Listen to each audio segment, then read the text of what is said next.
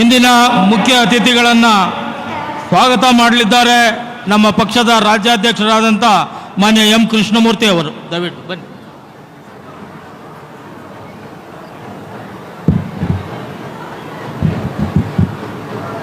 Bahujan Samaj party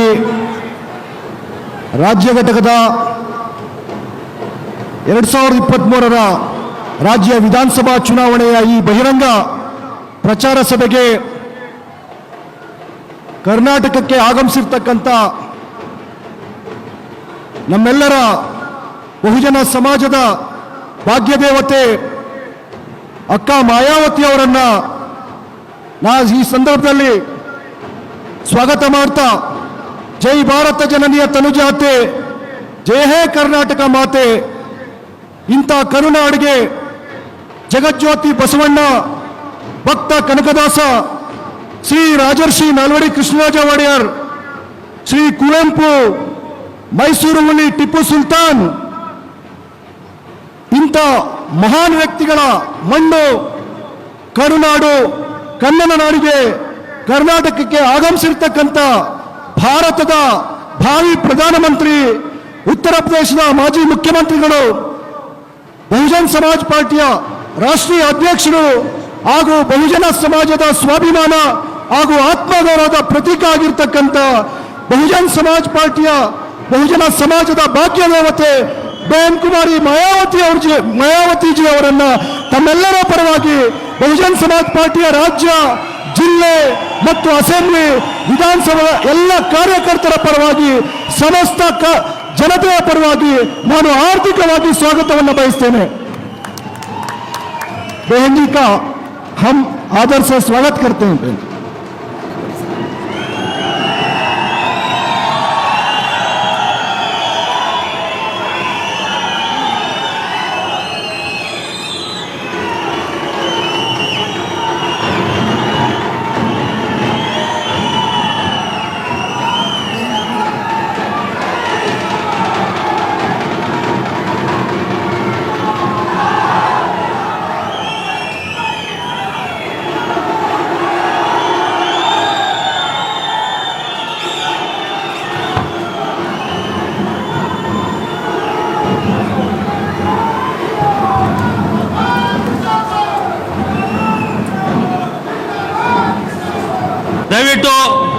ದಯವಿಟ್ಟು ಆ ತಮಟೆ ವಾದ್ಯನ ನಿಲ್ಲಿಸಬೇಕು.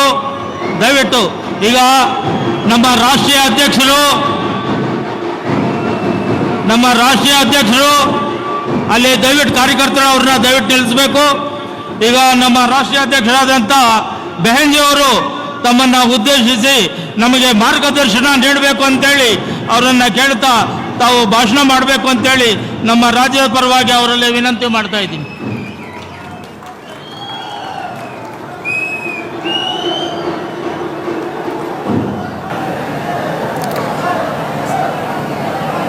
बीएसपी की चुनावी जनसभा में इकट्ठा हुए बीएसपी के सभी छोटे बड़े पदाधिकारी,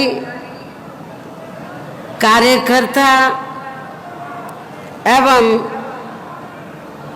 बीएसपी से चुनाव लड़ रहे हमारे यहाँ मौजूद प्रत्याशीगण, आज आप लोग यहाँ अपने कर्नाटक स्टेट में विधानसभा के लिए हो रहे आम चुनाव में चुनाव आचार संहिता के नियमों का पालन करते हुए अपनी पार्टी के उम्मीदवारों के समर्थन में मुझे सुनने के लिए यहाँ इकट्ठा हुए हैं, तो उसके लिए मैं आप सभी लोगों का हार्दिक दिल से आभार प्रकट करती हूँ. और अब मैं सबसे पहले अपनी पार्टी के संबंध में ये कहना चाहूँगी कि हमारी पार्टी ये चुनाव आपके कर्नाटक स्टेट की अधिकांश विधानसभा की सीटों पर अकेले अपने बलबूते पर ही पूरी तैयारी व दमदारी के साथ ये चुनाव लड़ी है। अर्थात हमारी पार्टी ने इस चुनाव में यहाँ किसी भी पार्टी के साथ किसी भी प्रकार का कोई भी चुनावी समझौता आदि नहीं किया है। इतना ही नहीं बल्कि हमने बीएसपी से जुड़ने की तादाद को ध्यान में रखकर ही फिर उसी अनुपात में ही यहाँ सर्व समाज के लोगों को टिकट भी दिए हैं। लेकिन अब मैं इस चुनाव में आप लोगों का ध्यान अपनी पार्टी बीएसपी को कामयाब बनाने के लिए कुछ जरूरी बातों की तरफ दिलाना चाहती हूँ। और इस संबंध में मैं आप लोगों को ये कहना चाहती हूँ कि अपने देश को आज़ाद हुए वे भारतीय संविधान को भी लागू हुए अब यहाँ बरसों बीत चुके हैं। और इस लंबी अवधि में केंद्र में आपके कर्नाटक स्टेट में भी यहाँ विभिन्न विरोधी पार्टियों की सरकारें रही हैं। लेकिन दुख की बात यह है कि इस लंबी अवधि में भी यहाँ सभी विरोधी पार्टियों की रही सरकारों में वे आपके प्रदेश सहित पूरे देश में भी सर्व समाज में से विशेषकर दलितों, आदिवासियों, पिछड़े वर्गों, मुस्लिम व अन्य धार्मिक अल्पसंख्यकों के साथ साथ गरीबों, मजदूरों, किसानों, व्यापारियों एवं अन्य मेहनतकश लोगों का भी सही से विकास व उत्थान आदि नहीं हो सका है। जिनकी सरकारों की नीतियों व कार्यशैली को अभी इन्हें और ज़्यादा आजमाने की ज़रूरत नहीं है। और इस संदर्भ में मैं खासकर यहाँ दलितों, आदिवासियों व अन्य पिछड़े वर्गों के लोगों को ये भी बताना जरूरी समझती हूँ कि इन्हें परम पूज्य बाबा साहब डॉक्टर भीमराव अंबेडकर के कड़े संघर्ष व अथक प्रयासों से भारतीय संविधान के तहत मिले कानूनी अधिकारों में से विशेषकर सरकारी नौकरियों में जो आरक्षण की सुविधा मिली है तो उसे भी यहाँ शुरू से ही इन वर्गों के प्रति हीन व जातिवादी मानसिकता रखने वाली सभी विरोधी पार्टियों की सरकारें प्रभावहीन बनाने में तथा इसे अब धीरे धीरे खत्म करने की भी पूरी कोशिश में लगी हुई है। यही मुख्य वजह है कि देश में आज़ादी के बाद केंद्र व राज्यों में भी काफ़ी लंबे समय तक सत्ता में आसीन रही खासकर कांग्रेस पार्टी ने और अब केंद्र व अधिकांश राज्यों में भी बीजेपी व अन्य विरोधी पार्टियों की रही सरकारों ने इनका आरक्षण का कोटा अभी तक भी पूरा नहीं किया है। पदोन्नति में आरक्षण को तो इन्होंने मान्य कोर्ट की आड़ में काफ़ी हद तक खत्म कर दिया है और इस मामले में लगभग यही खराब स्थिति हमें यहाँ आपके कर्नाटक स्टेट में भी देखने के लिए मिल रही है। इसके साथ ही अब तो इन वर्गों के लोगों को प्राइवेट सेक्टर में आरक्षण दिए जाने की व्यवस्था किए बिना ही केंद्र व राज्यों में भी ज़्यादातर सरकारी कार्य यहाँ प्राइवेट सेक्टर के जरिए ही देश के अधिकांश बड़े बड़े पूंजीपतियों व धन्ना सेठों को ही दिए जा रहे हैं। आपके कर्नाटक स्टेट में भी ये सब हमें देखने के लिए मिल रहा है, जिसके कारण अब पूरे देश में इन वर्गों के लोगों को आरक्षण का बहुत कम ही लाभ मिल पा रहा है और इससे अब पूरे देश में दलितों व आदिवासियों के साथ साथ अन्य पिछड़े वर्गों के लोगों को भी काफ़ी ज़्यादा नुकसान हो रहा है। इसके साथ साथ यहाँ में अन्य पिछड़े वर्गों के लोगों को ये भी बताना चाहती हूँ, बैकवर्ड क्लास के लोगों को ये भी बताना चाहती हूँ कि इन्हें मंडल कमीशन की रिपोर्ट के तहत आरक्षण की ये सुविधा केंद्र में रही कांग्रेस व बीजेपी आदि की भी रही सरकार में नहीं मिला है, बल्कि बीएसपी के कड़े संघर्ष एवं अथक प्रयासों से ही श्री बीपी सिंह की सरकार में ही इन्हें ये सुविधा मिली है, जिसका भी विरोधी पार्टियां इन्हें इनका पूरा लाभ नहीं दे पा रही हैं। और सोचने की बात यह है कि आपके कर्नाटक स्टेट में जब असेंबली का चुनाव हो रहा है तो कांग्रेस पार्टी ने यहाँ खास तौर से वीकर सेक्शन के लोगों को ये कहा कि हम आरक्षण की जो सीमा है 50% से बढ़ाकर 75 कर देंगे। लेकिन सोचने की बात यह है कि जिस कांग्रेस पार्टी ने अपनी हुकूमत में मंडल कमीशन की रिपोर्ट लागू नहीं की, जिस कांग्रेस पार्टी ने अपनी हुकूमत में SC ST का रिजर्वेशन कोटा पूरा नहीं किया और इनके हितों के लिए जो कानून बनाए गए थे तो उनको लागू नहीं किया, तभी फिर बाबा साहब डॉक्टर अंबेडकर ने तो देश की जो सेंटर की पहली सरकार थी उसके वो कानून मंत्री थे, उससे उन्होंने इस्तीफा दे दिया था।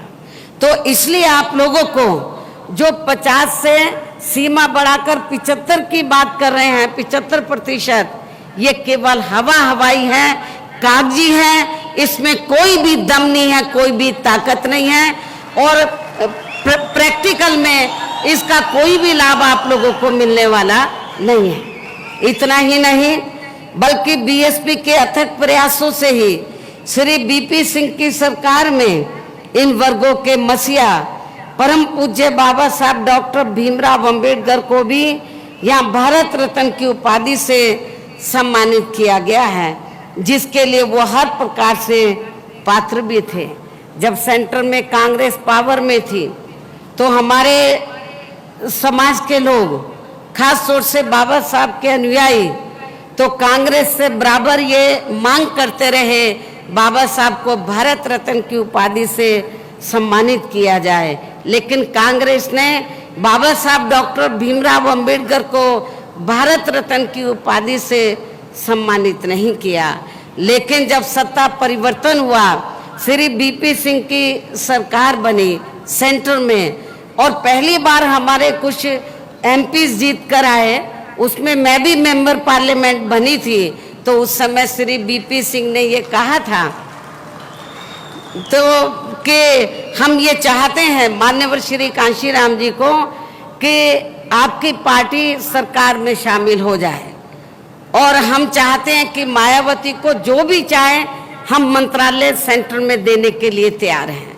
लेकिन हमने श्री बीपी सिंह को ये कहा कि हमें मंत्रालय नहीं चाहिए, हमारी दो ही मांगे हैं। जो बैकवर्ड क्लास की मंडल कमीशन की रिपोर्ट जो कांग्रेस की हुकूमत के समय में आ गई थी वो पेंडिंग में पड़ी है, उसको लागू कर दो। कांग्रेस पार्टी ने अपने लंबे अरसे के शासनकाल में तो बाबा साहब को भारत रत्न की उपाधि से सम्मानित नहीं किया है, उनको सम्मानित कर दो। हमें इसके सिवाय ना कोई बड़ी कुर्सी चाहिए, हमें केवल बाबा साहब का सम्मान चाहिए और पिछड़ों को जो मंडल कमीशन की रिपोर्ट है वो लागू होनी चाहिए। तो श्री बीपी सिंह ने हमारी बात को माना और उन्होंने मंडल कमीशन की रिपोर्ट को लागू किया और बाबा साहब डॉक्टर अंबेडकर को भारत रत्न की उपाधि से सम्मानित किया। यहाँ मैं ये भी कहना चाहूंगी कि इन वर्गों के लोगों को जो वीकर सेक्शन के लोग हैं, इन वर्गों के लोगों को जुल्म जाति से निजात दिलाने के लिए जो भी नियम व कानून आदि बने हैं तो उन पर भी अब केंद्र व अधिकांश राज्यों की भी सरकारें सही से अमल नहीं कर पा रही हैं, जिससे अब यहाँ विशेषकर दलितों व आदिवासियों के ऊपर शोषण करने वाले लोगों का मनोबल और भी ज़्यादा बढ़ा है। यही स्थिति हमें मुस्लिम समाज की भी देखने के लिए मिल रही है। ओबीसी के साथ साथ जो धार्मिक अल्पसंख्यक समाज में से जो मुस्लिम समाज के लोग हैं और ईसाई समाज के लोग हैं, क्रिश्चियंस हैं, उनकी भी स्थिति कोई ठीक नहीं है। और ये सब हमें यहाँ के कर्नाटक प्रदेश में भी काफ़ी कुछ इनकी दयनीय हालत देखने के लिए मिल रहा है, जिसके अनेकों उदाहरण आप लोगों के सामने हैं। इसी प्रकार हमें पूरे देश में जो दलित, आदिवासी, पिछड़े वर्ग के लोगों की हालत तो बहुत ज़्यादा खराब है, इसी प्रकार हमें पूरे देश में मुस्लिम व अन्य धार्मिक अल्पसंख्यक समाज के लोगों की भी हालत कोई खास अच्छी नज़र नहीं आती है, जिसका काफ़ी कुछ खुलासा केंद्र सरकार की सच्चर कमेटी की रिपोर्ट में भी किया गया है। इसके साथ साथ अपर कास्ट समाज में से खासकर गरीब लोगों की आर्थिक स्थिति अभी भी हमें पूरे देश में यहाँ काफ़ी ज़्यादा खराब या दयनीय बनी हुई नज़र आती है। इनके अलावा आपके प्रदेश सहित पूरे देश में सर्व समाज में से विशेषकर यहाँ गरीब, मजदूर, किसान, कर्मचारी, व्यापारी एवं अन्य मेहनतकश लोग भी अपनी विभिन्न समस्याओं को लेकर अभी भी हमें काफ़ी ज़्यादा दुखी ही नज़र आते हैं। और इनमें से किसान वर्ग तो केंद्र की वर्तमान भाजपा सरकार द्वारा बनाई गई गलत नीतियों के कारण काफ़ी ज़्यादा परेशान व आंदोलित भी रहा है। किंतु इन सब की मुख्य वजह हमारी पार्टी केंद्र व आपके कर्नाटक स्टेट में भी यहाँ अब तक रही सभी विरोधी पार्टियों की सरकारों की जातिवादी, पूंजीवादी व संकीर्ण मानसिकता के तहत बनाई गई उनकी गलत नीतियों एवं गलत कार्य प्रणाली को ही काफ़ी हद तक जिम्मेवार मानकर चलती है। और इस मामले में खासकर इनके गलत आर्थिक नीतियों की वजह से ही आए दिन यहाँ पूरे देश में गरीबी, बेरोजगारी व महंगाई आदि भी काफ़ी ज़्यादा बढ़ रही है।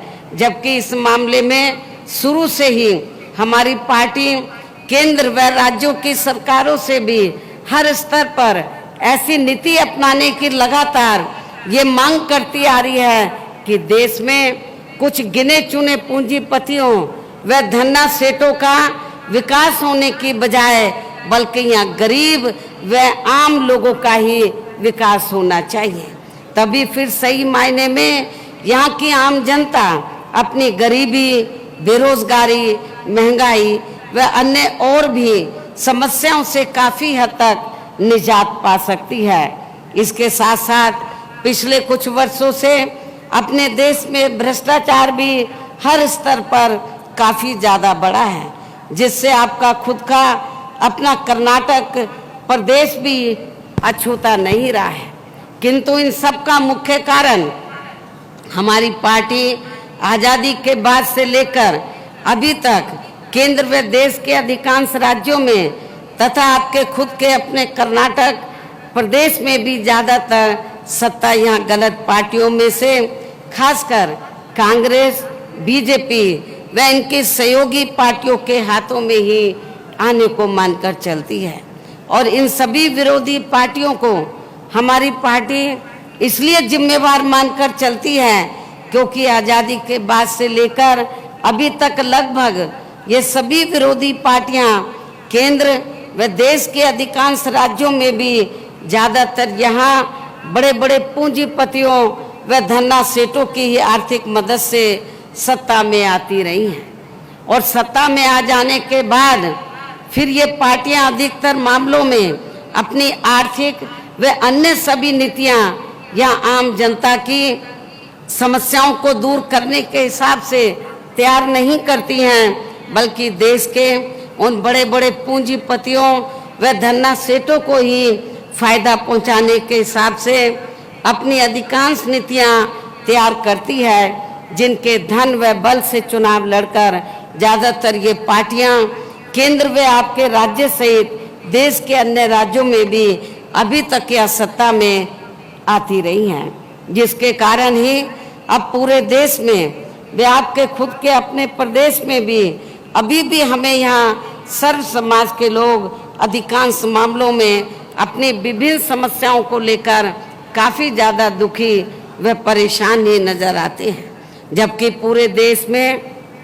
बीएसपी ही अकेली एक ऐसी पार्टी है जो विरोधी पार्टियों की तरह देश के बड़े बड़े पूंजीपतियों व धन्ना सेठों की आर्थिक मदद से नहीं, बल्कि अपनी पार्टी के ही आम कार्यकर्ताओं की आर्थिक मदद से चुनाव लड़कर यहाँ केंद्र व राज्यों की सत्ता में आना चाहती है, ताकि हमारी पार्टी सत्ता में आने के बाद फिर बिना किसी दबाव के वे आज़ाद होकर सर्व समाज के लोगों की व खासकर वीकर सेक्शन के लोगों की सभी समस्याओं का समाधान करके उन्हें हर मामले में वे हर स्तर पर खुशहाल बना सके। और इसी आधार पर चलकर ही आबादी के हिसाब से देश के सबसे बड़े प्रदेश अर्थात उत्तर प्रदेश में 4 बार हमारी पार्टी ने अपने नेतृत्व में यहाँ सरकार भी बनाई है।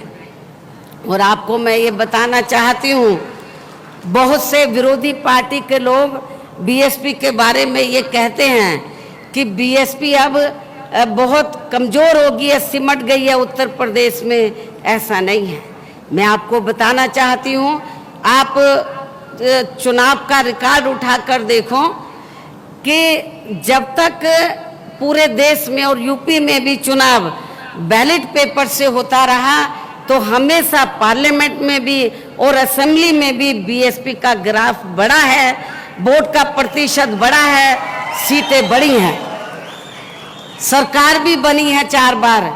लेकिन जब से ये ईवीएम के जरिए चुनाव होना शुरू हुआ है सन 2007 में, तो केंद्र में आपको मालूम है जब यूपी में असेंबली का चुनाव हुआ ईवीएम के जरिए, तो सेंटर में तो कांग्रेस ने ये तैयार किया, जो हमें जानकारी मिली है कि हमें स्टेट से कोई लेना देना नहीं, तो हमें तो सेंटर से लेना देना है।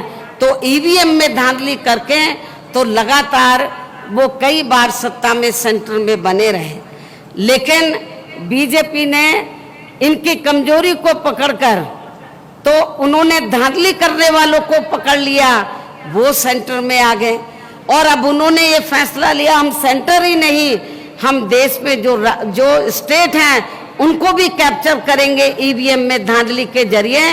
इसलिए उत्तर प्रदेश में या देश के काफी राज्यों में ये धांधली का खेल है ईवीएम में, और कुछ नहीं है। मैं दावे के साथ कहती हूँ, चुनाव ये बैलेट पेपर से कराएं, कांग्रेस हो बीजेपी हो, ये आपको कहीं नजर नहीं आएंगे। तो इसलिए जब तक ये चुनाव वहां पर बैलेट पेपर से होता रहा, हमारा ग्राफ बढ़ा है। हमारी 4 बार सरकार बनी है, यूपी में नहीं देश के अन्य राज्यों में भी पार्टी की बात आगे बढ़ी है। इसलिए कर्नाटक के लोगों को हताश और निराश नहीं होना चाहिए। आप लोगों को मैं बताना चाहती हूँ, बहुत से ऐसे देश हैं जहाँ पर ईवीएम से इलेक्शन हो रहा था, लेकिन जब धांधली उन्होंने देखे अब वहाँ पर बैलेट पेपर से हो रहा है। तो आज नहीं तो कल अपने देश में भी ईवीएम का सिस्टम खत्म होगा, बैलेट पेपर से चुनाव होगा, ये मैं आपको बताना चाहती हूँ। यदि आप लोग ठंडे होकर बैठ जाएंगे, मायूस होकर बैठ जाएंगे कि वोट देने का फायदा क्या, जब ईवीएम में धांधली हो रही है तो हमें घर बैठना चाहिए, ऐसा नहीं। कभी भी ये सिस्टम खत्म हो सकता है, जुडिशरी हो सकता है इसमें दखल दे दे, माननीय सुप्रीम कोर्ट दखल दे दे, और हो सकता है कि वो ये चुनाव पूरे देश में बैलेट पेपर से कराए। इसलिए आप लोगों को हताश और निराश नहीं होना है, अपनी पार्टी के जनाधार को बढ़ाना है, मूवमेंट को बढ़ाना है। आज नहीं तो कल ये सिस्टम खत्म होगा, फिर से बैलेट पेपर से आएगा और हमारी पार्टी और ये मूवमेंट जरूर आगे बढ़ेगी। और हमने ये भी मैं आपको बताना चाहती हूँ कि जब तक चुनाव बैलेट पेपर से होता रहा, यूपी में हमारी पार्टी का ग्राफ बढ़ा। 4 बार हमें सरकार बनाने का मौका मिला। और हमने अपनी सभी चारों रही सरकारों में अपनी पार्टी की विचारधारा एवं सिद्धांतों के तहत चलकर, वैसे तो वहाँ सर्व समाज के हितों का पूरा ध्यान रखा है, लेकिन सभी मामलों में प्राथमिकता पहले हमने वहाँ सर्व समाज में से विशेषकर उन दलितों, आदिवासियों, पिछड़े वर्गों, मुस्लिम व अन्य धार्मिक अल्पसंख्यक समाज के लोगों को तथा गरीब एवं असहाय लोगों को ही दिया है, जिनकी वहाँ हर मामले में व हर स्तर पर सभी विरोधी पार्टियों की रही सरकारों में उनकी हीन, जातिवादी, संकीर्ण व पूंजीवादी सोच होने के कारण काफी ज्यादा उपेक्षा की गई है। इसके साथ साथ हमने उत्तर प्रदेश में गरीब एवं बेरोजगार लोगों को दूसरी सरकारों की तरह मामूली सा बेरोजगारी भत्ता न देकर उन्हें बड़ी तादाद में सरकारी व गैर सरकारी क्षेत्रों में स्थायी रोजगार भी उपलब्ध कराए हैं। साथ ही गरीब भूमिहीन लोगों को खेती करने के लिए उन्हें फ्री सरकारी जमीन भी दी है, जिससे वहाँ लाखों लोगों को फायदा पहुँचा है। इसके अलावा हमारी पार्टी की रही सरकार ने वहाँ विभिन्न क्षेत्रों में लगे लोगों के साथ साथ छात्रों, युवाओं, महिलाओं व बुजुर्गों आदि के हितों में भी अनेकों महत्वपूर्ण व ऐतिहासिक कार्य किए हैं, जिनसे उन्हें काफी ज्यादा लाभ पहुंचा है। इसके साथ साथ हमने उत्तर प्रदेश में सर्व समाज के लोगों के ऊपर किसी भी प्रकार की कोई जुर्म जाति आदि नहीं होने दिया है, बल्कि हमारी रही सरकार ने वहाँ जुर्म जाति करने वाले लोगों को तो बिना बुलडोजर चलाए हुए या बिना मार धार के, तो बिना कोई देरी किए हुए उन्हें तुरंत ही जेल की सलाखों के अंदर भेजा है, जहां मेरी सरकार में उनकी सही व असली जगह होती है। जो अभी इस समय यूपी में चल रहा है ऐसा नहीं, मारधाड़ नहीं, कानून का वहाँ पे नंगा नाच हो रहा है ऐसा नहीं, बल्कि कानून की अहमियत वहाँ की जनता को हमने समझाई, बताई और कानून के तहत हमने सर्व समाज के लोगों को वहाँ पर न्याय दिया, जिसकी यहाँ आपके प्रदेश में भी काफ़ी, यानी कि कर्नाटक स्टेट में भी काफ़ी सख्त ज़रूरत है। और इतना ही नहीं, बल्कि हमारी पार्टी की रही सरकार ने वहाँ अपने देश में दलित एवं अन्य पिछड़े वर्गों में समय समय पर जन्मे हमारे महान संतों, गुरुओं व महापुरुषों में भी खासकर महात्मा ज्योतिराव फूले, छत्रपति शाहू जी महाराज, श्री नारायणा गुरु, बाबा साहब डॉक्टर भीमराव अंबेडकर एवं मान्यवर श्री कांशीराम जी, जिन्होंने इन संतों, गुरु और महापुरुषों की मूवमेंट को आगे बढ़ाने के लिए अपनी पूरी जिंदगी निछावर की, मान्यवर श्री कांशीराम जी ने काफ़ी कड़ा संघर्ष किया। इन सबको विभिन्न रूपों में पहली बार वहाँ पूरा आदर सम्मान दिया है, जिन्हें विरोधी पार्टियों के लोग अभी तक भी आसानी से पचा नहीं पा रहे हैं। इस प्रकार से उत्तर प्रदेश में हमारी पार्टी ने अपने सभी चारों रहे शासनकाल के दौरान वहाँ हर मामले में व हर स्तर पर सर्व समाज के लोगों को काफ़ी बेहतरीन सरकार दी है। और यदि आप लोग भी यहाँ अपने कर्नाटक स्टेट में आम जनहित के व खासकर कमजोर एवं उपेक्षित वर्गों के हितों में ऐसे ही कार्य करना चाहते हैं, इसके साथ ही आपके प्रदेश की जनहित से जुड़ी जो भी यहाँ स्थानीय समस्याएं हैं उन्हें भी दूर करना चाहते हैं, तो फिर आप लोगों को भी उत्तर प्रदेश की तरह ही यहाँ अपने कर्नाटक स्टेट में भी अपनी पार्टी के जनाधार को बढ़ा के यहाँ अपनी पार्टी की खुद की सरकार बनानी होगी। और अभी तो कर्नाटक में असेंबली का चुनाव हो रहा है और इसके लिए आप लोगों को आपके कर्नाटक स्टेट में वर्तमान में इस समय विधानसभा के लिए हो रहे आम चुनाव में अपनी पार्टी का अच्छा रिजल्ट लाना होगा। और इसके लिए आपको यहाँ की सत्ताधारी पार्टी व अन्य सभी विरोधी पार्टियों के साम दाम दंड भेद आदि हथकंडों से भी जरूर सावधान रहना है। आप लोगों को मालूम है कि यहाँ पर कांग्रेस और बीजेपी अभी जब ये सत्ता में होते हैं तो इनको जनहित के मुद्दे ध्यान में नहीं आते हैं, नजर नहीं आते हैं, उनके हितों में काम नहीं करते हैं। और जनता यहाँ की कर्नाटक स्टेट में भी इनसे काफी दुखी हो चुकी है। अब इन लोगों ने, अब इन दोनों पार्टियों ने खास तौर से इस चुनाव को जो धार्मिक रंग इन्होंने दिया है, तो मेरे ख्याल उससे आप लोगों को सावधान रहने की जरूरत है। जो इस चुनाव को इन्होंने सांप्रदायिक, खास तौर से जो धार्मिक इसको रंग दिया जा रहा है। बीजेपी वाले जय बजरंगबली बोल रहे हैं, कांग्रेस वाले कुछ और बोल रहे हैं। इससे आप लोगों की समस्याओं का समाधान होने वाला नहीं है। आप लोगों को इनके इस किस्म की जो इनके ढकोसलेबाजी है, जो उनकी इस किस्म का जो इनका षड्यंत्र चल रहा है, तो मेरे ख्याल इससे आप लोगों को सावधान रहना होगा। क्योंकि जो धर्म है वो अलग है, वो जीवन शैली से जुड़ा हुआ है, राजनीति अलग है। तो इसलिए आप लोगों को इनकी धार्मिक भावनाओं में ना बहकर, तो आप लोगों को बहुजन समाज पार्टी जो सही मायने में तो कहने में नहीं बल्कि कार्य करके दिखाने में विश्वास रखती है, इस पार्टी को कामयाब बनाना होगा। तो इनके बहकावे में आप लोगों को नहीं आना है। और इस मामले में खासकर आप लोगों को विरोधी पार्टियों के जारी किए गए उनके हवाई व प्रलोभन भरे चुनावी घोषणा पत्रों आदि के बहकावे में तो कतई नहीं आना है।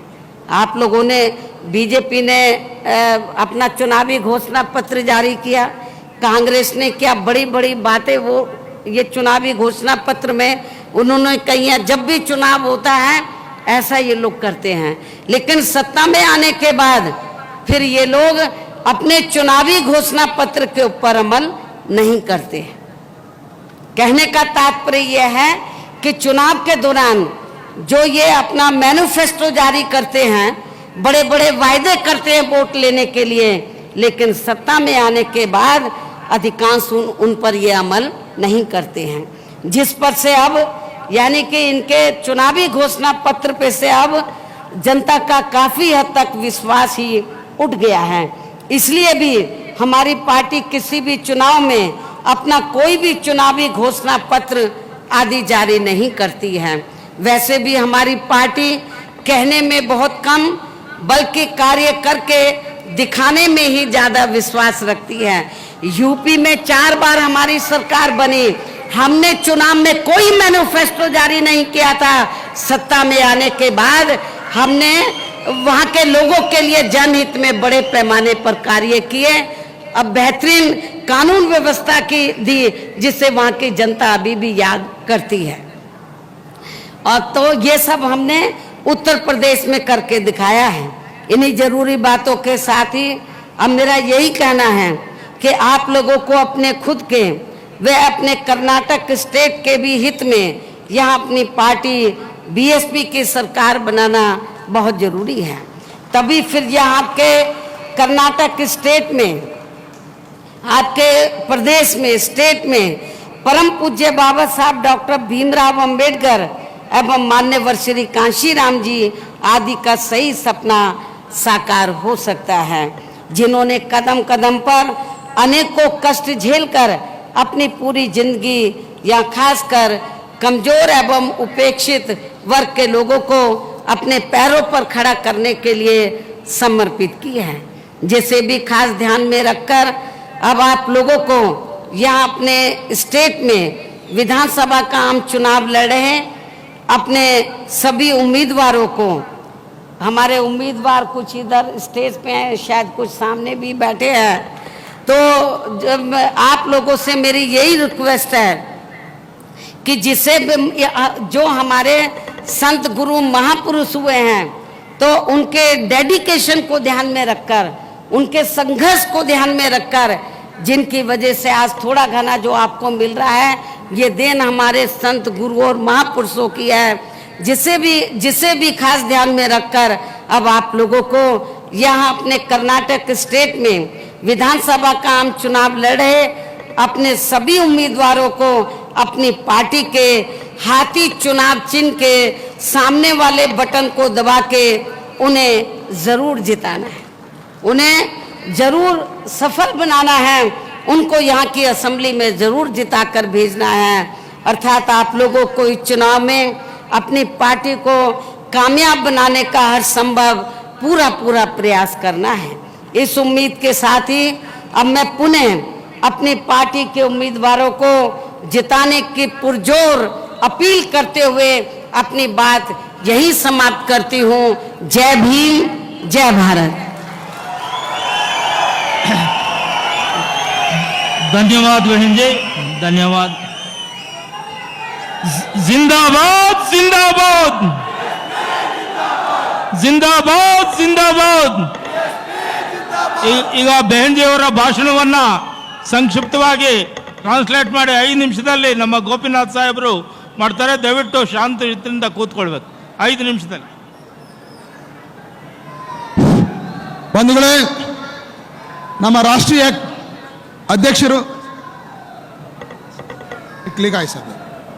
ನಮ್ಮ ರಾಷ್ಟ್ರೀಯ ಅಧ್ಯಕ್ಷರು, ನಮ್ಮೆಲ್ಲರ ನೆಚ್ಚಿನ ನಾಯಕಿಯಾದಂಥ ಬೆಹನ್ ಕುಮಾರಿ ಮಾಯಾವತಿಜಿ ಅವರು ಮಾಡಿದಂಥ ಈ ಸುಂದರ ಭಾಷಣವನ್ನು, ಮಹತ್ವಪೂರ್ಣವಾದ ಭಾಷಣವನ್ನು ಕೇವಲ 5 ನಿಮಿಷದಲ್ಲೇ ಕನ್ನಡದಲ್ಲಿ ನಿಮ್ಗೆ ಹೇಳ್ತೀನಿ. ಸಾರಾಂಶವನ್ನು ಮಾತ್ರ ಹೇಳ್ತೀನಿ. ಮೊದಲನೇದಾಗಿ, ಕರ್ನಾಟಕ ರಾಜ್ಯಕ್ಕಾಗಿ ನಡೀತಾ ಇರತಕ್ಕಂಥ ವಿಧಾನಸಭಾ ಚುನಾವಣೆಗಳಲ್ಲಿ ನಮ್ಮ ಪಕ್ಷದ ವತಿಯಿಂದ ಅತ್ಯಧಿಕ 130 ಅಭ್ಯರ್ಥಿಗಳನ್ನು ನಾವಿಲ್ಲಿ ಕಣದಲ್ಲಿ ಇಳಿಸಿದ್ದೀವಿ. ಅದರಲ್ಲಿ SC ST OBCಗಳು ಮತ್ತು ಅಲ್ಪಸಂಖ್ಯಾತರು ಸಹಿತ ಇದ್ದಾರೆ. ನಾವು ಯಾವುದೇ ಪಕ್ಷದೊಂದಿಗೆ ಯಾವುದೇ ರೀತಿ ಹೊಂದಾಣಿಕೆ ಚುನಾವಣಾ ಮೈತ್ರಿಯನ್ನು ಮಾಡಿಕೊಂಡಿಲ್ಲ. ಮತ್ತು ಇಲ್ಲಿ ಕರ್ನಾಟಕದಲ್ಲಿ ಇಲ್ಲಿ ತನಕ ಆಳ್ವಿಕೆ ಮಾಡಿರ್ತಕ್ಕಂಥ ಕಾಂಗ್ರೆಸ್ಸು, BJP ಮತ್ತಿತರ ಪಕ್ಷಗಳು ಶ್ರೀಮಂತರ ಹಣದಿಂದ, ದೊಡ್ಡ ದೊಡ್ಡ ಬಂಡವಾಳಶಾಹಿಗಳ ಹಣದಿಂದ ಪಕ್ಷವನ್ನು ನಡೆಸ್ತಾ ಇಲ್ಲಿರ್ತಕ್ಕಂಥ ಬಡ ಜನರ ಬದುಕನ್ನು ಬರ್ಬರ ಮಾಡಿದ್ದಾವೆ. ಅದಕ್ಕೆ ನಾವು ತಕ್ಕ ಪಾಠವನ್ನು ಕಲಿಸಬೇಕಾಗಿದೆ.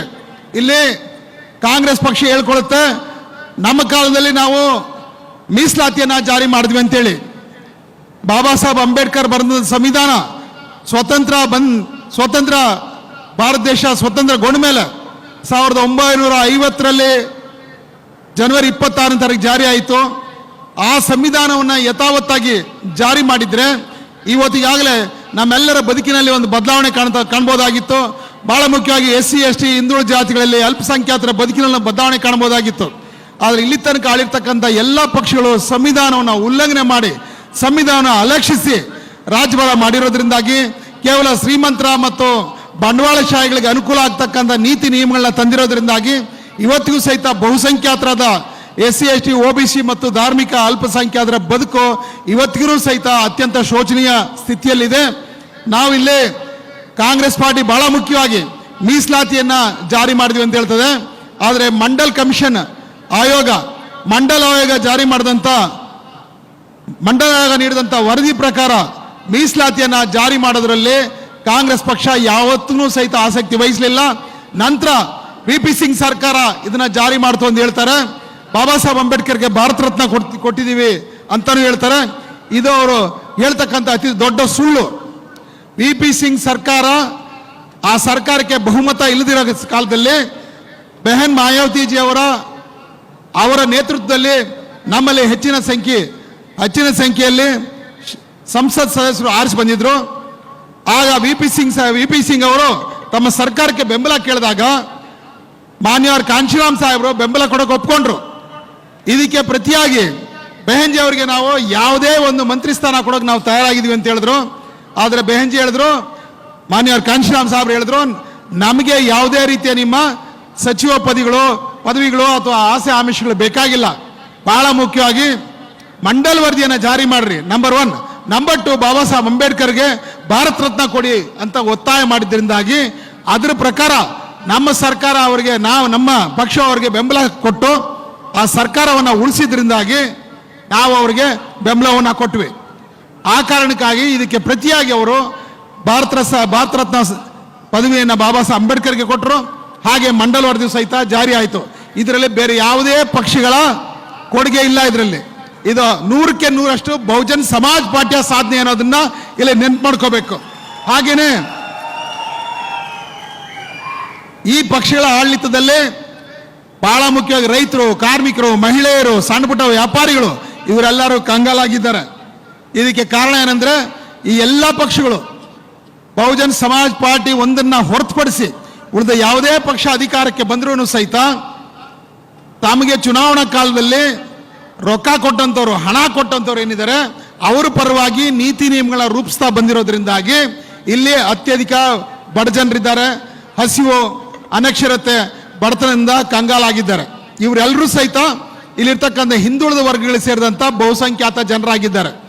ನಾವು ಉತ್ತರ ಪ್ರದೇಶದಲ್ಲಿ 4 ಬಾರಿ ಸರ್ಕಾರ ಮಾಡಿದ್ದೀವಿ.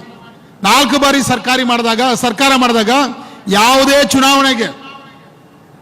ಚುನಾವಣೆಗೆ ನಾವು ಯಾವ ಒಬ್ಬ ಶ್ರೀಮಂತರಿಂದ ಅಥವಾ ದೊಡ್ಡ ದೊಡ್ಡ ಬಂಡವಾಳಶಾಹಿಗಳಿಂದ ದುಡ್ಡು ತಗೊಂಡಿದ್ದೇ ಇಲ್ಲ. ಅದೇನಿದ್ರು ಬಡ ಜನರ ಕಾಣಿಕೆಯಿಂದಾಗಿ, ಅದೇ ರೀತಿ ನಮ್ಮ ಕಾರ್ಯಕರ್ತರು ಕೊಟ್ಟಿರ್ತಕ್ಕಂಥ ಸದಸ್ಯತ್ವದ ಹಣದಿಂದಾಗಿ ನಾವು ಆ ಹಣವನ್ನು ಪಡೆದು ನಾವು ಚುನಾವಣೆಗಳು ನಡೆಸಿದ್ದೀವಿ. ಆ ಕಾರಣದಿಂದಾಗಿ ನಾವು ಅಧಿಕಾರಕ್ಕೆ ಬಂದಾಗ ಈ ಬಡಜನರ ಪರವಾಗಿ ನೀತಿ ನಿಯಮಗಳನ್ನ ರೂಪಿಸಿದ್ದೀವಿ. ನಮ್ಮ ಕಾಲದಲ್ಲಿ ಯಾವುದೇ ದೊಡ್ಡ ದೊಡ್ಡ ಬಂಡವಾಳಶಾಹಿಗಳಿಗಾಗಲಿ, ದೊಡ್ಡ ದೊಡ್ಡ ಧನಶೇಟ್ಗಳಾಗಲಿ, ಸೇಟ್ಗಳಿಗಾಗಲಿ ನಮ್ಮ ಸರ್ಕಾರದಿಂದ ಹೆಚ್ಚಿನ ಏನು ಕೆಟ್ಟ ನೀತಿಗಳನ್ನ ನಾವು ರೂಪಿಸಿಲ್ಲ. ಈ ದೇಶದಲ್ಲಿ ಶ್ರೀಮಂತರಿಗೆ ಎಷ್ಟು ಅವಕಾಶಗಳಿದೆಯೋ ಅಷ್ಟೇ ಅವಕಾಶ ಬಡವರಿಗೂ ಇರಬೇಕು. ನಾವು ಕಾಂಗ್ರೆಸ್ ಬಿಜೆಪಿ ಅವ್ರಿಗೆ ಹೇಳ್ತಾ ಇದೀವಿ, ನಿಮ್ಮ ನೀತಿ ನಿಯಮಗಳು ಕೇವಲ ಶ್ರೀಮಂತರಿಗೆ ಅಷ್ಟೇ ಅನುಕೂಲವಾಗಿರ್ಬೇಕಾಗಿಲ್ಲ, ಬರೀ ಸಾಹುಕಾರರಿಗೆ ಮಾತ್ರ ಅನುಕೂಲವಾಗಿರ್ಬೇಕಾಗಲ್ಲ, ಬರೀ ದುಡ್ಡಿರೋರ್ಗೆ ಮಾತ್ರ ನೀವು ನೀತಿ ನಿಯಮಗಳನ್ನ ರೂಪಿಸಬೇಡಿ. ಅದೇ ಪ್ರಮಾಣದಲ್ಲಿ ಇಲ್ಲಿರ್ತಕ್ಕಂಥ ಬಡ ಜನರಿಗೂ ಸಹಿತ ನಿಮ್ಮ ನೀತಿ ನಿಯಮಗಳಿಂದಾಗಿ ಅನುಕೂಲ ಆಗಬೇಕು ಅಂತ ಹೇಳಿದ್ವಿ. ಆದರೆ ಅವರು ಸಂವಿಧಾನಕ್ಕೆ ವಿರುದ್ಧವಾಗಿ ಬಡ ಜನರನ್ನ ಅಲಕ್ಷಿಸಿ ಕೇವಲ ಶ್ರೀಮಂತರನ್ನ ಮಾತ್ರ, ಉನ್ನತ ವರ್ಗದವ್ರನ್ನ ಮಾತ್ರ ಬೆಳೆಸಿದ್ರಿಂದಾಗಿ ಭಾರತ ದೇಶದಲ್ಲಿ ಬಡತನ ಜಾಸ್ತಿ ಆಗಿದೆ. ಹಾಗೆ ಭ್ರಷ್ಟಾಚಾರನೂ ಸಹಿತ ಜಾಸ್ತಿ ಆಗಿದೆ. ಭ್ರಷ್ಟಾಚಾರಕ್ಕೆ ಕಡಿವಾಣ ಹಾಕಬೇಕು, ಬಡತನ ನಿಗ್ರಹಿಸಬೇಕಂತ ಹೇಳಿದ್ರೆ ಚುನಾವಣಾ ಕಾಲದಲ್ಲಿ ನಾವು ನಮ್ಮ ಓಟ್ಗಳನ್ನ ಮಾರ್ಕೊಳ್ಳದೆ ಬಹುಜನ್ ಸಮಾಜ್ ಪಾರ್ಟಿಯ ಆನೆ ಗುರುತಿಗೆ ನೀವು ಓಟ್ ಹಾಕಿದ್ರೆ ಮಾತ್ರ ಪ್ರಾಮಾಣಿಕವಾದ ಬಡಜನರ ಪರವಾದ, ರೈತ ಕಾರ್ಮಿಕರ ಪರವಾದ ಸರ್ಕಾರವನ್ನ ನಾವು ತರಲಿಕ್ಕೆ ಸಾಧ್ಯ ಆಗುತ್ತದೆ.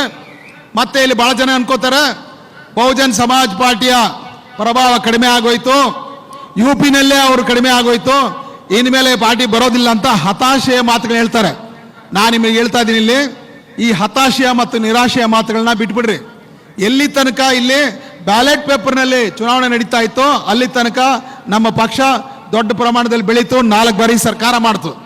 ಆದರೆ ಬಹುಜನ್ ಸಮಾಜ್ ಪಾರ್ಟಿ ಅಧಿಕಾರಕ್ಕೆ ಬಂದು ಮಾಡ್ತಾ ಇರ್ತಕ್ಕಂಥ ಬದಲಾವಣೆ, ಪ್ರಗತಿ ಇದೆಲ್ಲ ನೋಡಿದಂಥ ಕಾಂಗ್ರೆಸ್ ಬಿಜೆಪಿಯ ಬೆಂಬಲಿಗರೇನಿದ್ದಾರೆ, ನಾಯಕರೇನಿದ್ದಾರೆ, ಇಲ್ಲಿ ಉಂಟಾಗಿರ್ತಕ್ಕಂಥ ಜಾಗೃತಿಯನ್ನ ತಪ್ಪಿಸ್ಬೇಕು, ಈ ಜಾಗೃತಿನ ದಿಕ್ಕು ತಪ್ಪಿಸ್ಬೇಕು ಅಂತೇಳಿ ಅವರು ಎಲೆಕ್ಟ್ರಾನಿಕ್ ವೋಟಿಂಗ್ ಮೆಷಿನ್ನ ಅಂದರೆ ವಿದ್ಯುತ್ ಚಾಲಿತ ಮತಯಂತ್ರಗಳನ್ನ ಅವರು ಪರಿಚಯ ಮಾಡಿಕೊಟ್ರು. ಆವತ್ತಿಂದ ಇಲ್ಲಿ ಹಂತವಾಗಿ ಆ ಪಕ್ಷಗಳಲ್ಲಿ ಎಲ್ಲ ಕಡೆನೂ ಹರಡ್ತಾ ಬಂದಿವೆ. 2014ರಲ್ಲಿ ಮೊದಲನೇ ಬಾರಿಗೆ ಕಾಂಗ್ರೆಸ್ ಸೋತಾಗ ನಾವೇನು ತಿಳ್ಕೊಂಡಿದ್ವಿ, ಇದು ಭ್ರಷ್ಟಾಚಾರ ಜಾಸ್ತಿ ಆಗಿ ಅದರಿಂದ ಸೋತಿದೆ ಅಂತ. ಹಂಗಲ್ಲ, ಅದು ಅಲ್ಲಾಗಿದ್ದು ಅಲ್ಲಿ ಇವಿಎಂ ಅಂದ್ರೆ ವಿದ್ಯುತ್ ಚಾಲಿತ ಮತಯಂತ್ರಗಳು, ಆ ವಿದ್ಯುತ್ ಮತಯಂತ್ರಗಳಿಂದಾಗಿ ಅವರು ಓಟ್ಗಳನ್ನ ಉಲ್ಟಾ ಪಲ್ಟಾ ಮಾಡಾಕ್ಬಿಟ್ರು. ಹಾಗಾಗಿ ಎಷ್ಟೋ ಕಡೆ ನಾವು ಹೆಚ್ಚಿರೋ ಕಡೆ, ನಮ್ಮ ಜನರು ಹೆಚ್ಚಿರೋ ಕಡೆನೂ ಸಹಿತ ನಮ್ಮ ಓಟ್ಗಳು ಬರ್ದಂಗೆ ಆಗೋಯ್ತು. ಪ್ರಪಂಚದ ಅನೇಕ ದೇಶಗಳಲ್ಲಿ ಇವತ್ತು ಅಷ್ಟೇ ಬ್ಯಾಲೆಟ್ ಪೇಪರ್ಲಿ ವೋಟಿಂಗ್ ಆಗ್ತಾ ಇದೆ. ಅದಕ್ಕೆ ನಾವು ಚಾಲೆಂಜ್ ಮಾಡಿ ಹೇಳ್ತಾ ಇದೀವಿ, ಇದೇ ರೀತಿ ಮತ್ತೊಮ್ಮೆ ನೀವು ಬ್ಯಾಲೆಟ್ ಪೇಪರ್ ತಂದ್ರಿ, ಬಹುಜನ್ ಸಮಾಜ್ ಪಾರ್ಟಿ ಮತ್ತೆ ಮೆಜಾರಿಟಿಯಲ್ಲಿ ಆರಿಸಿ ಬರುತ್ತೆ, ಮತ್ತೆ ಸರ್ಕಾರ ಹಿಡಿತದೆ. ಬರೀ ಉತ್ತರ ಪ್ರದೇಶ ಮಾತ್ರ ಅಲ್ಲ, ಭಾರತ ದೇಶದ ಅನೇಕ ರಾಜ್ಯಗಳಲ್ಲಿ ಬರುತ್ತೆ, ಕೇಂದ್ರದಲ್ಲೂ ಬರುತ್ತೆ. ಆದ್ರಿಂದ ಆ ದಿನ ಬಂದೇ ಬರುತ್ತೆ. ನಮ್ಮ ಆಂದೋಲನ ಸತತವಾಗಿ ನಡೀತಾ ಇರಲಿ, ಈ ಜನಾಧಾರಣೆ ಬೆಳೀತಾ ಇರಲಿ, ಯಾವುದೇ ಕಾರಣಕ್ಕೆ ಹತಾಶರಾಗಬೇಡಿ. ಯಾಕಂದ್ರೆ ಅಂತಿಮವಾಗಿ ಗೆಲ್ಲೋದು ಜನಾಂದೋಲನ. ನಮ್ಮಲ್ಲಿ ಜಾಗೃತಿ ಮೂಡ್ತಾ ಈ ಮತಯಂತ್ರಗಳನ್ನ ಬಹಿಷ್ಕರಿಸ್ತಕ್ಕಂಥ ಒಂದು ಕಾಲ ಬಂದೇ ಬರುತ್ತೆ. ಆ ನಿಟ್ಟಿನಲ್ಲಿ ನಾವೆಲ್ಲ ಕೆಲಸ ಮಾಡೋಣ. ಆ ನಿಟ್ಟಿನಲ್ಲಿ ಹೆಚ್ಚು ನಮ್ಮ ಪ್ರಯತ್ನ ಮುಂದುವರಿತಾ ಇರಲಿ. ಇಲ್ಲಿ ಯಾವುದೇ ಕಾರಣಕ್ಕೆ ಅಂಜದೆ, ಕುಗ್ಗದೆ, ಕೊರಗದೆ, ಹತಾಶ ಆಗದೆ, ನಿರಾಶರಾಗದೆ ನಾವು ನಮ್ಮ ಚಳುವಳಿಯನ್ನ ಮುನ್ನಡೆಸೋಣ. ಬಹಳ ಮುಖ್ಯವಾಗಿಲ್ಲಿ ಈ ಪಕ್ಷಗಳು ಅಧಿಕಾರಕ್ಕೆ ಬಂದ ಮೇಲೆ ಇಲ್ಲಿ ಕರ್ನಾಟಕದಲ್ಲಿ ಕಾಂಗ್ರೆಸ್ಸು ಮತ್ತೆ ಇತರ ಪಕ್ಷಗಳ ಒಂದು ಮೈತ್ರಿಯೊಂದಿಗೆ ಒಂದು ಸರ್ಕಾರ ಬಂದಿತ್ತು 2018ರಲ್ಲಿ. ಅನಂತರ ಮತ್ತೆ ಬಿಜೆಪಿ ಸರ್ಕಾರ ಬಂದು ಅನೇಕ ರೀತಿಯ ಆಪರೇಷನ್ ಕಮಲ ಎಲ್ಲ ಮಾಡಿ ಇಲ್ಲಿ ಅನೇಕ ಶಾಸಕರನ್ನ ಖರೀದಿ ಮಾಡಿ ಇಲ್ಲಿ ಸರ್ಕಾರ ನಡೆಸ್ತಾ ಇದೆ. ಅದೇ ಪಕ್ಷ ಇವತ್ತು ಕೇಂದ್ರದಲ್ಲೂ ಸಹಿತ ಅಧಿಕಾರ ನಡೆಸ್ತಾ ಇದೆ. ಇವರ ಅಧಿಕಾರ ಅವಧಿಯಲ್ಲಿ ಏನಾಗ್ತಾ ಇದೆ ಅಂತ ಹೇಳಿದ್ರೆ ನಿರುದ್ಯೋಗ, ಹಾಗೇನೆ ಭ್ರಷ್ಟಾಚಾರ ಮತ್ತೆ ಕೊಲೆ ಸುಲಿಗೆ, ಇದೆಲ್ಲದ್ರ ಜೊತೆಗೆ ಕೋಮು ಗಲಭೆಗಳು ಹೆಚ್ಚಾಗ್ತಾ ಇದ್ದಾವೆ. ಇವತ್ತು ಸಹಿತ ಬಿಜೆಪಿ ಮುಂದೆ ಬೇರೆ ಯಾವುದೂ ಅಜೆಂಡಾ ಇಲ್ಲ. ಧಾರ್ಮಿಕ ಭಾವನೆಗಳನ್ನ ಕೆರಳಿಸ್ತಾ, ಕೋಮು ಭಾವನೆಗಳನ್ನ ಕೆರಳಿಸ್ತಾ ಸಮಾಜವನ್ನು ಒಡೆದು ಇವರು ರಾಜಕಾರಣ ಮಾಡ್ತಾ ಇದ್ದಾರೆ. ಕಾಂಗ್ರೆಸ್ ಹೇಳುತ್ತೆ ನಾನು ಜಾತ್ಯತೀತ ರಾಜಕಾರಣ ಮಾಡ್ತೀನಿ ಅಂತೇಳಿ. ಆದರೆ ಕಾಂಗ್ರೆಸ್ಸು ಸಹಿತ ಅವರ ಅಜೆಂಡಾನ ಪೂರ್ಣ ಮಾಡೋದಕ್ಕೆ, ಅವರ ಅಜೆಂಡಾನ ಪೂರೈಸೋದಕ್ಕೆ ಏನ್ ಬೇಕೋ ಅದೇ ಕಾರ್ಯಕ್ರಮ ಇವರು ಮಾಡ್ತಾ ಇದ್ದಾರೆ. ಇವತ್ತು ಕೋಮು ದ್ವೇಷ ಹೆಚ್ಚಾಗ್ತಾ ಇದೆ ಅಂದ್ರೆ ಅದ್ರಲ್ಲಿ ಕಾಂಗ್ರೆಸ್ ಪಕ್ಷದ ಸಹಿತ ಅಷ್ಟೇ ಕೊಡುಗೆ ಇದೆ. ಇಲ್ಲಿ ಅಷ್ಟೇ ಕೊಡುಗೆ ಇದೆ. ನಾವು ಬಜರಂಗ ದಳನ ನಾವು ನಿಷೇಧ ಮಾಡ್ತೀವಿ ಅಂದ್ರೆ ಅವರು ಪೀಪಲ್ಸ್ ಫ್ರಂಟ್ ನಾವು ನಿಷೇಧ ಮಾಡ್ತೀವಿ ಅಂತ ಹೇಳ್ತಾ ಇದ್ದಾರೆ. ಅವರು ಹಿಜಾಬು, ಆಜಾನು, ಗೋಹತ್ಯೆ ನಿಷೇಧ ಇದೆಲ್ಲನೂ ತರೋದ್ರ ಮೂಲಕ ಸಮಾಜದಲ್ಲಿ ಒಂದು ಅಶಾಂತಿಯನ್ನು ಉಂಟು ಮಾಡಿ ಸಮಾಜ ಒಡೆಯೋ ಕೆಲಸ ಮಾಡಿದ್ರೆ ಕಾಂಗ್ರೆಸ್ ಪಕ್ಷ ಅದಕ್ಕೆ ಕೇವಲ ವಿರೋಧ ವ್ಯಕ್ತಪಡಿಸ್ತಾ ಇದೆ ವಿನ ನಾವು ಅಧಿಕಾರಕ್ಕೆ ಬಂದಾಗ ಜನರ ಪರವಾಗಿ ನಾವು ಎಂಥ ನೀತಿ ನಿಯಮ ತರ್ತೀವಿ, ಸಂವಿಧಾನ ಹೇಗೆ ಜಾರಿ ಮಾಡ್ತೀವಿ, ನಿರುದ್ಯೋಗ ಹೇಗೆ ನಿವಾರಿಸ್ತೀವಿ ಅನ್ನೋದ್ರ ಬಗ್ಗೆ ಅವರಲ್ಲಿ ಯಾವುದೇ ರೀತಿಯ ಶಾಶ್ವತವಾದ ಯೋಜನೆಗಳಿಲ್ಲ. ಕಾಂಗ್ರೆಸ್ ಆಡಳಿತವನ್ನ ಕರ್ನಾಟಕದಲ್ಲಿ 50 ವರ್ಷ ನೋಡಿದ್ದೀವಿ. ಈ ಬಿಜೆಪಿ ಆಡಳಿತ ನೋಡಿದ್ದೀವಿ, ಜನತಾದಳ ಆಡಳಿತ ನೋಡಿದ್ದೀವಿ. ಯಾವುದೇ ಪಕ್ಷ ಅಧಿಕಾರಕ್ಕೆ ಬಂದ್ರೂ ಸಹಿತ ನಿರುದ್ಯೋಗ, ಭ್ರಷ್ಟಾಚಾರ, ಜಾತೀಯತೆ, ಕೋಮುಗಲಭೆ ಇದ್ಯಾವುದು ನಿಲ್ತಾ ಇಲ್ಲ. ಆದರೆ ನಮ್ಮ ಬಹುಜನ್ ಸಮಾಜ್ ಪಾರ್ಟಿ 4 ಬಾರಿ ಆಡಳಿತ ಮಾಡಿದಾಗ ನಿರುದ್ಯೋಗ ಅತ್ಯಂತ ಕನಿಷ್ಠ ಮಟ್ಟಕ್ಕೆ ಇಳಿದಿತ್ತು. ಅನೇಕ ಹಾಸ್ಟೆಲ್ಗಳು ಮತ್ತೆ ಕಾಲೇಜುಗಳು, ಹಿಂದುಳಿದ ವರ್ಗಗಳಿಗೆ ವಿಶೇಷವಾದಂಥ ಹಾಸ್ಟೆಲ್ಸ್ ಇವೆಲ್ಲ ನಾವು ತೆರೆದ್ವಿ. ಅದಷ್ಟೇ ಅಲ್ಲದೆ ಸಂಪೂರ್ಣವಾಗಿ ಏನು ಬ್ಯಾಕ್ಲಾಗ್ ಹುದ್ದೆಗಳಿತ್ತು ಅದೆಲ್ಲ ನಮ್ಮ ಆಡಳಿತ ಕಾಲದಲ್ಲಿ ಸಂಪೂರ್ಣವಾಗಿ ನಾವು ಭರ್ತಿ ಮಾಡಿದ್ದೀವಿ. ಕೇವಲ ಸರ್ಕಾರಿ ವಲಯದಲ್ಲಿ ಮಾತ್ರ ಅಲ್ಲದೆ ಖಾಸಗಿ ವಲಯದಲ್ಲೂ ಸಹಿತ ನಾವು ರಿಸರ್ವೇಶನ್ ಮೀಸಲಾತಿಯನ್ನು ಜಾರಿ ಮಾಡಿದ್ದೀವಿ. ಈ ಕೆಲಸವನ್ನ ಬೇರೆ ಯಾವುದೇ ಪಾರ್ಟಿನೂ ಸಹಿತ ಇಲ್ಲಿ ತನಕ ಮಾಡೋಕ್ಕಾಗಿಲ್ಲ. ಅದು ಬಹುಜನ್ ಸಮಾಜ್ ಪಾರ್ಟಿ ಮಾತ್ರ ಮಾಡಿದೆ ಅದನ್ನ. ಅದೇ ರೀತಿ ಕರ್ನಾಟಕದಲ್ಲಿ ನಾವು ಆಡಳಿತಕ್ಕೆ ಬಂದರೂ ಸಹಿತ ಇಲ್ಲಿ ಮೀಸಲಾತಿಯನ್ನ 100ಕ್ಕೆ 100ರಷ್ಟು ಜಾರಿ ಮಾಡ್ತೀವಿ. ಖಾಸಗಿಯಲ್ಲೂ ಸಹಿತ ನಾವು ಮೀಸಲಾತಿಯನ್ನ ಜಾರಿ ಮಾಡ್ತೀವಿ. ಹಾಗೇನೆ ಮುಂದಿನ 5 ವರ್ಷಗಳಲ್ಲಿ ಕರ್ನಾಟಕದಲ್ಲಿ ನಿರುದ್ಯೋಗವನ್ನು ಸಂಪೂರ್ಣವಾಗಿ ನಿಲ್ಲಿಸ್ತೀವಿ. ಹಾಗೆ ಹೆಚ್ಚಿನ ಸರ್ಕಾರಿ ಕಾಲೇಜುಗಳನ್ನ ತೆಗಿತೀವಿ. ಪ್ರೈವೇಟ್ ಕಾಲೇಜಸ್ ಏನಿದೆ ಅದಕ್ಕೆ ಸಮಾನವಾಗಿ ಸರ್ಕಾರಿ ಕಾಲೇಜುಗಳನ್ನ ತೆರೆಯೋದ್ರ ಮೂಲಕ 5 ವರ್ಷಗಳಲ್ಲಿ ಅನಕ್ಷರತೆಯನ್ನ ತೊಡೆದಾಕ್ತೀವಿ, ಬಡತನವನ್ನ ತೊಡೆದಾಕ್ತೀವಿ, ಹಸುವಿನ ಅವಮಾನವನ್ನು ತಡಿತೀವಿ. ಬಹಳ ಮುಖ್ಯವಾಗಿ ಜಾತೀಯತೆ ಮತ್ತು ಕೋಮು ಗಲಭೆಗಳನ್ನ ಅದು ಬಹುಜನ್ ಸಮಾಜ ಪಾರ್ಟಿ ಮಾತ್ರನೇ ಅದನ್ನ ನಿಲ್ಲಿಸೋಕೆ ಸಾಧ್ಯ ಅಂತೇಳಿ ಇಲ್ಲಿ ನಾವು ನೀವು ವಾಗ್ದಾನ ಕೊಡ್ತಾ ಇದ್ವಿ. ಹಾಗೇನಿಲ್ಲಿ ಎಲ್ಲ ಪಕ್ಷಗಳು ಚುನಾವಣೆಗೆ ಕಾಲದಲ್ಲಿ ಮ್ಯಾನಿಫೆಸ್ಟೋ ತರ್ತವೆ, ಪ್ರಣಾಳಿಕೆ ತರ್ತವೆ. ಆದರೆ ಆ ಪ್ರಣಾಳಿಕೆಗಳು ನಿಮ್ಮ ಓಟ್ ಹಾಕಿ ಅವ್ರನ್ನ ಅಧಿಕಾರಕ್ಕೆ ತರೋ ತನಕ ಮಾತ್ರ ಅವ್ರು ನೆನಪರಿರುತ್ತೆ. ಅಧಿಕಾರಕ್ಕೆ ಬಂದ ಮೇಲೆ ಮ್ಯಾನಿಫೆಸ್ಟೋನ ಮೂಲೆಗೆ ಬೀಸಾಕ್ತಾರೆ, ಕಸಬುಂಡಿಗೆ ಹೋಗುತ್ತೆ ಅಷ್ಟೇನೆ. ಆದ್ರಿಂದ ನಾವು ಯಾವುದೇ ಚುನಾವಣೆ ಕಾಲದಲ್ಲೂ ಅಷ್ಟೇ ಮ್ಯಾನಿಫೆಸ್ಟೋನ ಕೊಡಲ್ಲ, ಪ್ರಣಾಳಿಕೆ ಕೊಡಲ್ಲ. ನಾವು ಮಾತಾಡಲ್ಲ, ನಮ್ಮ ಕೆಲಸ ಮಾತಾಡುತ್ತೆ. ನಾವು ಮಾತಾಡಲ್ಲ, ನಮ್ಮ ಕೆಲಸದ ಫಲ ಮಾತಾಡುತ್ತೆ.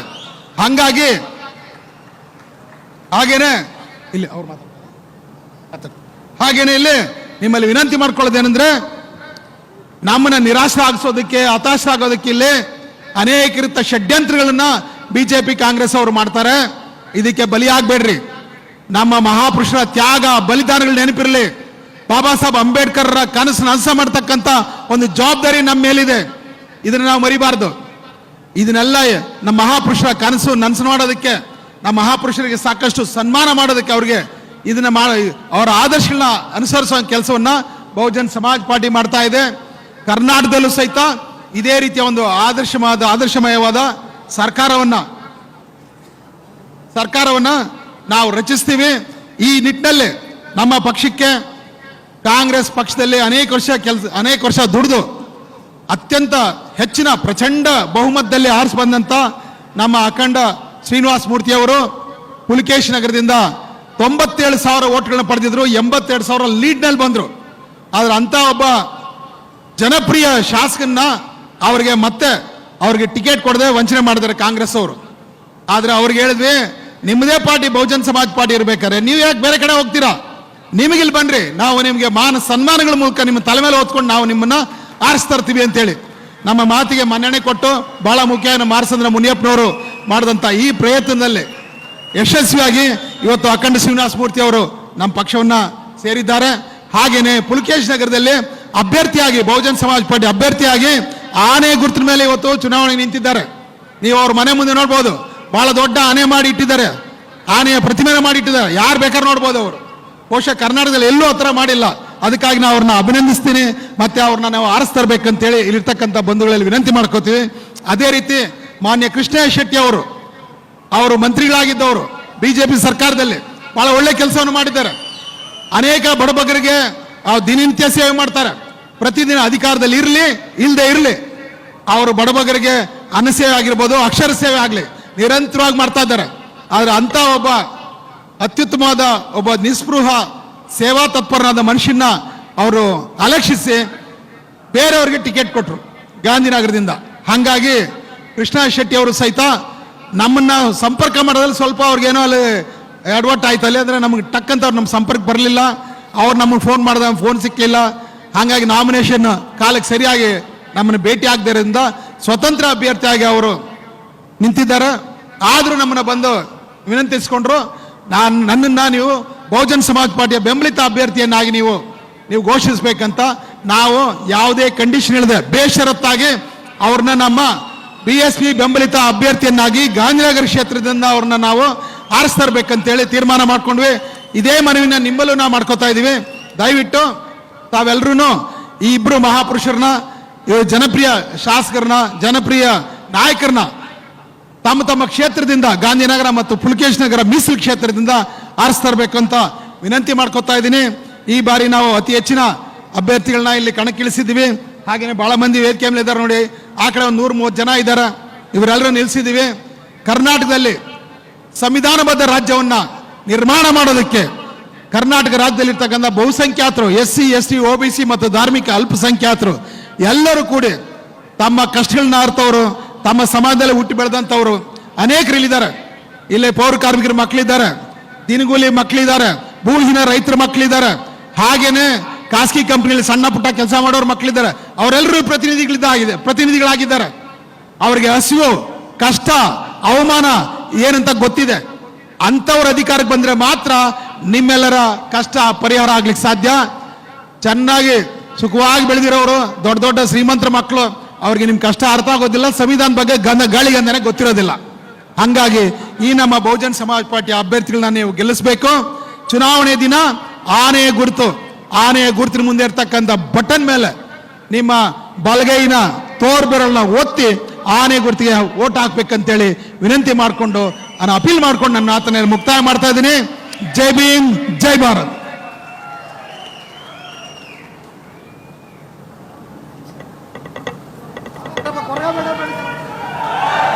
बहुजन समाज पार्टी जिंदाबाद, जिंदाबाद जिंदाबाद, बहुजन समाज पार्टी जिंदाबाद। जिंदाबाद जिंदाबाद। देश की मजबूरी है, बहन जी जरूरी है, देश की मजबूरी है, बहन जी जरूरी है। बहुजन समाज पार्टी जिंदाबाद, जिंदाबाद जिंदाबाद, बहन मायावती जी जिंदाबाद, जिंदाबाद जिंदाबाद, अनवर श्री कांसी राम जी जिंदाबाद। जिंदाबाद जिंदाबाद। बहन जी संघर्ष करो, हम आपके साथ हैं, बहन जी संघर्ष करो, हम आपके साथ हैं, बहन जी आगे बढ़ो, हम आपके साथ हैं, संविधान के सम्मान में बहन